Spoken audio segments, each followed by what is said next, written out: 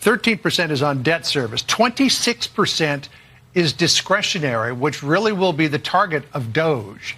And that is a small piece of the pie to try to wring $2 trillion out of, Kevin. I don't know. I think healthcare could be another place of savings. We haven't really used any technology there yet. We haven't really digitized medical records. We really haven't brought a mandate of AI into that. I think we could save a lot of money. The U.S. has one of the worst IRR returns on healthcare spending. When you can compare it to some of the European countries like Switzerland or England or France, they do a much better job. But they share the records on a much more ubiquitous basis that we do. We're always concerned about, privacy, but I think we could fix that too. But I like looking at everything. I don't see any reason why these two can't just release the hounds and go nuts. Everybody's interested to find out what they're going to see, and I'd like to hear it myself, because maybe it's a means test on Social Security. We have to fix this because the deficit's getting a little big right now, and the bond market's starting to get a little uneasy in the 10-year. I worry about that. Hey, gang, it's me, Dr. Steve, and it's been 5 weeks since Donald Trump was elected president, and he's already accomplished more than Joe Biden did in the last 4 years. I mean, think about it. Hamas is calling for peace. Putin says he's going to sell Russian oil now in U.S. dollars. Mexico broke up a migrant caravan, and the Mexican president has agreed to secure the border from their side and stop the illegal flow of crime and drugs into our country. The European Union is saying it wants to now buy American natural gas to avoid Trump's tariffs. Thousands of unnecessary government employees have threatened to quit after DOGE announced that they'd be forced to actually come into office for work. The Dow is up 2,700 points. And to top it all off, Justin Trudeau, the soy boy prime minister of Canada, flew to Mar-a-Lago to meet with Trump, hat in hand, desperate to reach mutually beneficial terms on trade. Gang, he's not even in office yet. He's not even in office, and the world is already changing. Now, the only people whose lives will most definitely get worse under President Trump are useless bureaucrats. The DC swamp is in a full-on panic. These people have mooched off the American taxpayer for decades. Multi-million-dollar lobbying contracts, unaudited federal grant programs, and backdoor deals have lined the pockets of these swamp rats with literally billions of dollars. In fact, get this. This will bring it home for you. 9 of the richest suburbs in America are, guess where? They're all in the D.C. area. Now, the biggest fear for these political parasites is not just Trump, but it's his team of Avengers he's bringing with him to end this corruption. My guest today has made a career out of tracking how these people make their money. His name is Ross Givens, good friend of this channel, and he's a leading expert on insider trading. Ross, thanks for joining me. Great to see you again, as always. Hey, my pleasure, Dr. Steve. Oh, it's an honor, man. So obviously, given your expertise, I don't need to tell you how deep the corruption runs. Because you've been tracking the stock trades of these politicians, for the better part of the decade, you actually sent me this graphic a couple of months ago, and I wanted to share it with our viewers because I think it is just so illuminative. This shows how much members of Congress made in the stock market just last year alone. And I mean, dude, some of these numbers are freaking staggering. I mean, New York Representative Brian Higgins, he made 238% return last year. I mean, is that real? And look, 238% in a year, more than tripling your retirement account in a year, is pretty much unheard of. I mean, take someone like Warren Buffett. He's been doing this for 70 years. He's never had a year that good. Right. These guys, pretty much everyone on that list right there, these congressmen, beat every professional on Wall Street. And the only way that is possible is if you were trading on inside information. The only way.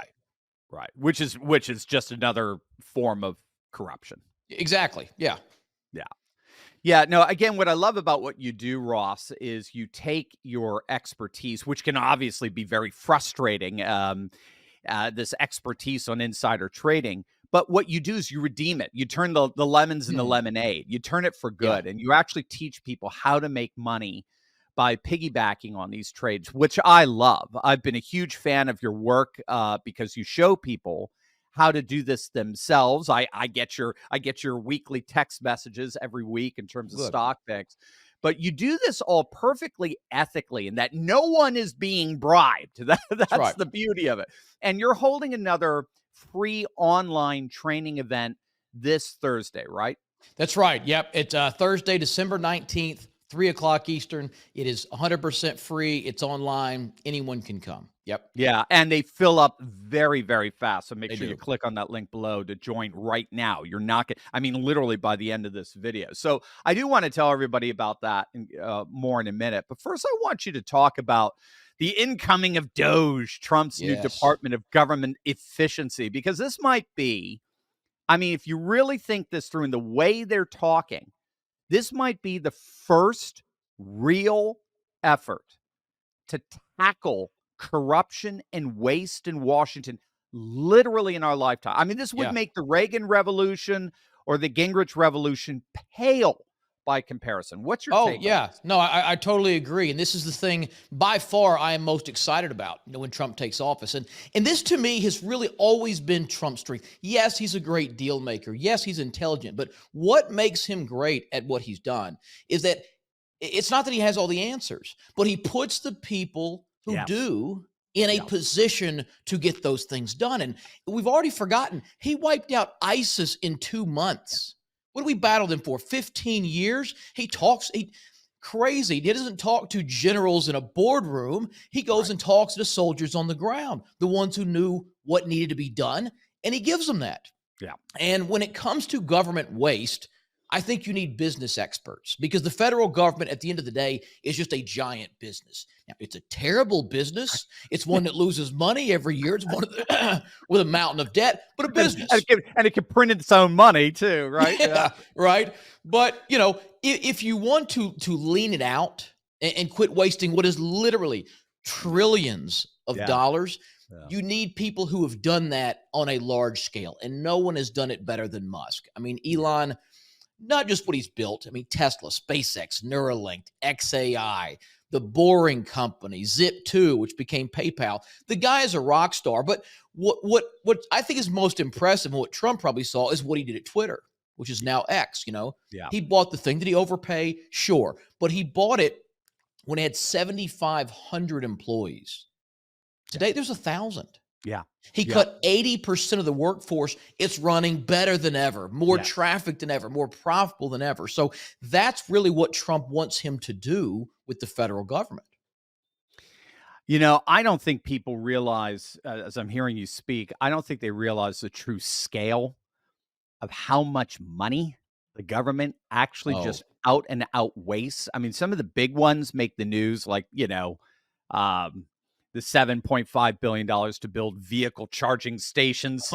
And 3 years later, what did they build? Like seven? Seven of them, I think. Yeah. $1 billion each, or the billion a charging station. Yeah.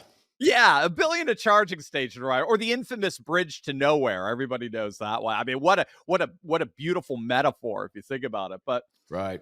The waste is literally compounded. I mean, there are just thousands of examples we can add to that. Hundreds of billions of taxpayer dollars just completely wasted every year.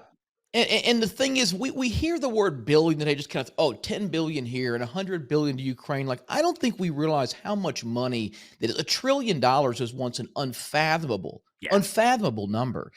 The government goes through that every 100 days now. But I wrote down a couple examples of just ridiculous waste for you. I found a list of more than 800 of them. This is a tiny little sample, but these are the few that caught my mind, Dr. Steve.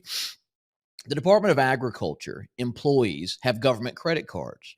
Well, it turns out they buy stuff for themselves on this thing. Roughly $100 million in fraudulent charges. Everything from Ozzy Osbourne tickets to tattoo payments.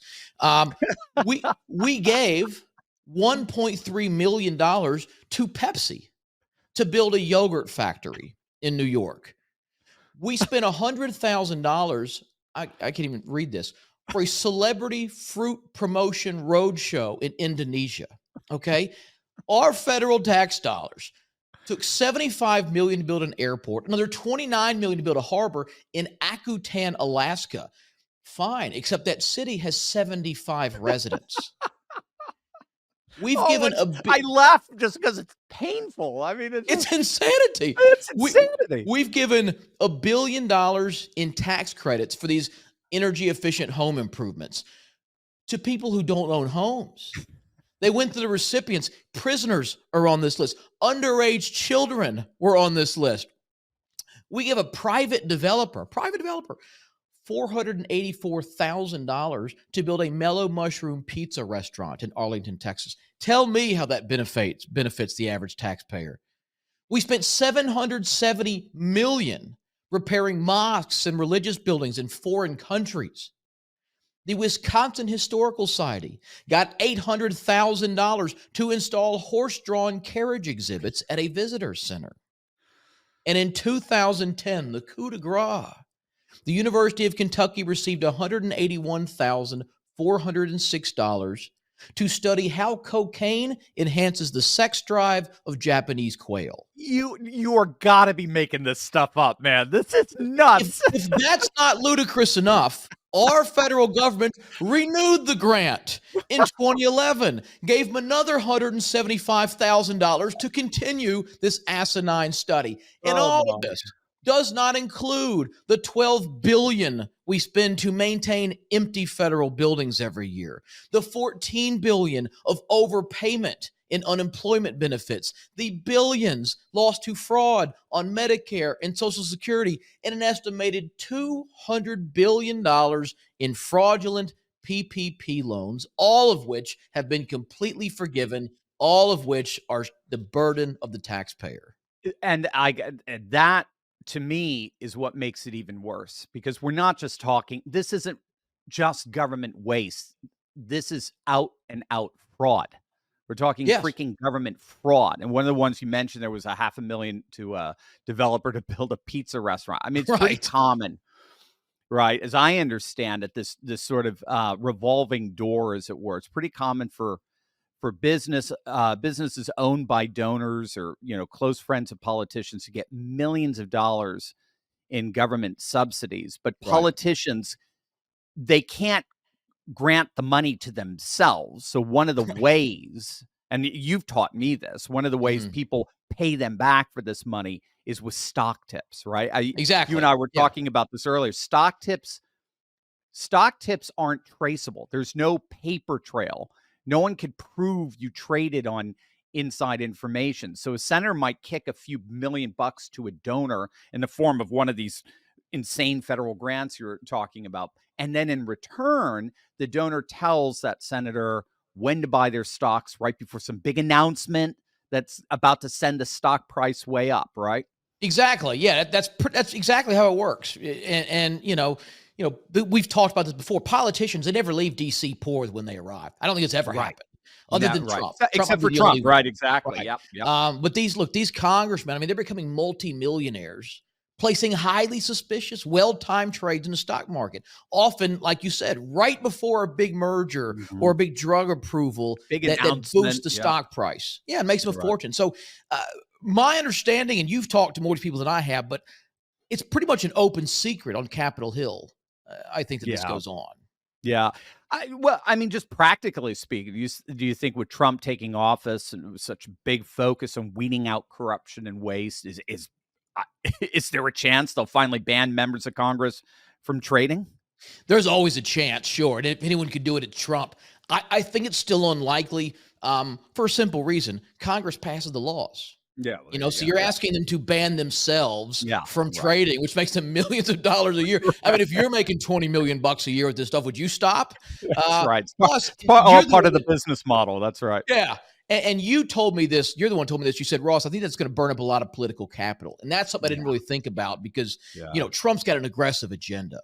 And the kind of sweeping changes he wants to make, that cannot be done without congressional support. And I don't think you can afford to piss all these people off with something like that. And look, this It's what I'm going to politics, say. man. Yeah. Yeah, It's and politics. this is not a popular opinion, all right, but the fact is they're not hurting anybody. Right. Is it fair? No. Right. Is it ethical? Absolutely not. But these guys making money in the stock market does not take money away from anyone else, right? And so I would rather them cheat the stock market than cheat by wasting my tax dollars. And Good point.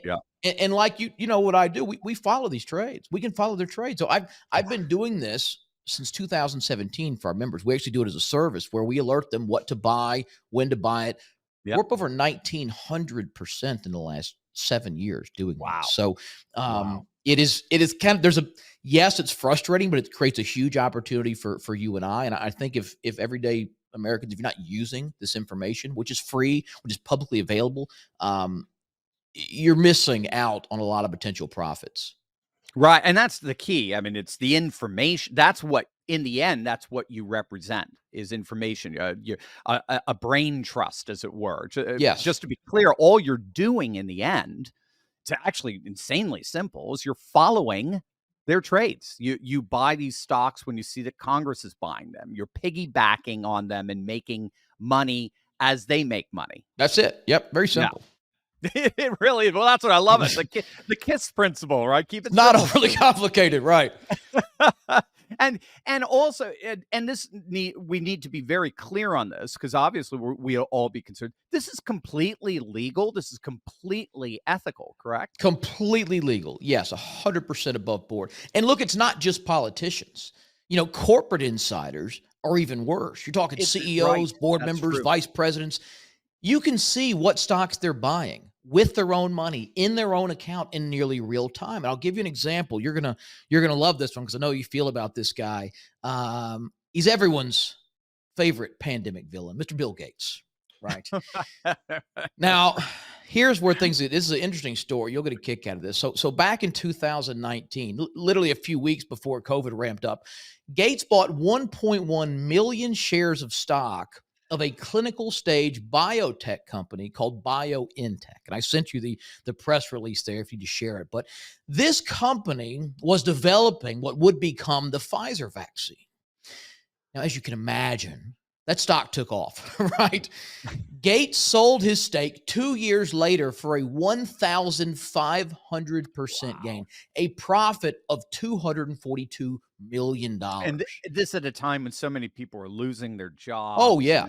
It's disgusting. Now, it gets worse. It gets worse. Now, he sells all the stock. But a week later, a week after he sells, this is when he publicly admits the vaccine does not prevent infection. Wow. And the stock obviously began to tank, but he cashed out at the top. And the cherry on top, which really going to piss everybody off, since he bought this stock through the Bill and Melinda Gates Charitable Foundation. Oh, stop. I know where you're going with taxes on it.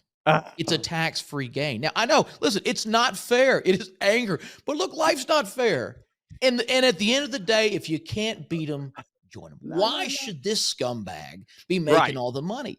Right, exactly. And there is nothing illegal, like you said, about what we are doing. We are simply leveling the playing field. We are using this unfair advantage people like Gates have to benefit ourselves. Yeah. And that's why we hold these free training events every couple of months. You've been a great supporter of ours, which I can't thank you enough for. We had thousands of people come. To show people. How to do it for themselves, right? So it's where you can find the trades, what to look for, what to look out for, all of it. And the feedback has been great, been empowering people. And I mean, our members have made millions of dollars doing this stuff, literally.